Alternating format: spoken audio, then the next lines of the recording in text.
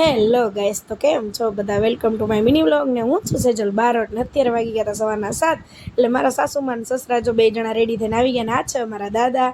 અને અમારે જવાનું હતું આજે ભાણવર સુરાપુરા દાદાએ, ને આજે મારા હસબન્ડ પણ કુર્તો પહેરીને મસ્ત રેડી થઈને આવી ગયા ને આપણે થઈ ગયા સરસ મજાના રેડી.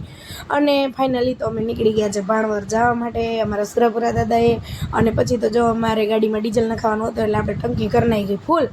અને આ બિલ્ડિંગ ક્યાં આવેલી છે તે કોમેન્ટમાં કહેજો, ખંભાળિયા હાઈવે ઉપર. ને પછી તો જો અમે આગળ ગયા ને ખંભાળિયાનો ટોલ નાખવો આવ્યું એટલે ભાઈ આપણાને ટ્રાફિક ના નડે એવું બને જ નહીં. આ જો છોકરો બિચારો કોઈક મોટું માણસ સૂતું હશે એના પગ દબાવે છે અને કેવો હરખથી પગ દબાવે છે. જો દુનિયામાં વાણા પડ્યા છે ને, જોયું, મોટાઓની સેવા કરે છે આ બધાય.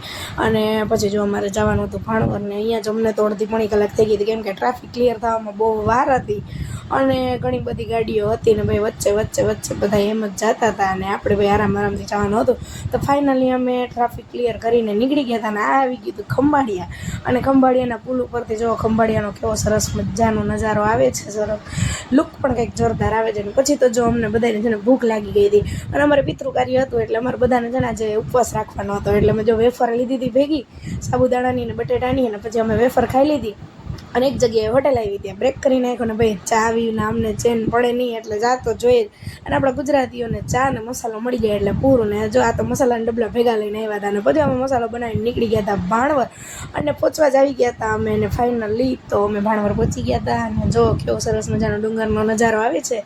અને અમે ભાણવર પહોંચવા આવ્યા હતા અને બસ જો થોડી વારમાં અમે ભાણવર પહોંચી જાઉં ને આ આવી ગયા મારા સુરાપુરા દાદાએ. અને મારા સુરાપુરા દાદાએ ધજા ચડાવવાની હતી અને એને પછડી ચડાવવાની હતી એટલે અમે બધા લેડીઝો જો બેસી ગયા હતા. ને આ છે અમારું બારોટ પરિવાર, આમાં અમારા દીકરીઓને બધાય છે.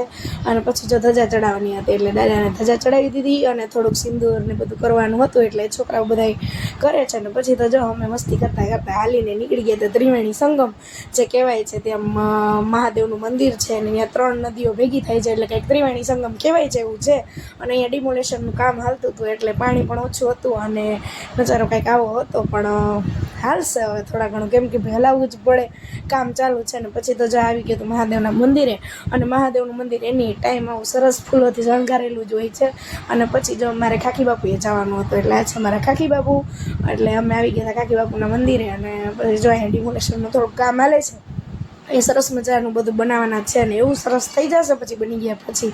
થોડુંક અત્યારે ગંધારું લાગે છે. અને પછી અમારા હવનની તૈયારી થવાની હતી એટલે જો બધા પહોંચી ગયા હતા ટાઈમસર હવનમાં ને આ બધા બેચાડીને મળ્યા આપણે નેક્સ્ટ પાર્ટમાં. તો આનો નેક્સ્ટ પાર્ટ પણ છે, જોવાનું ભૂલતા નહીં.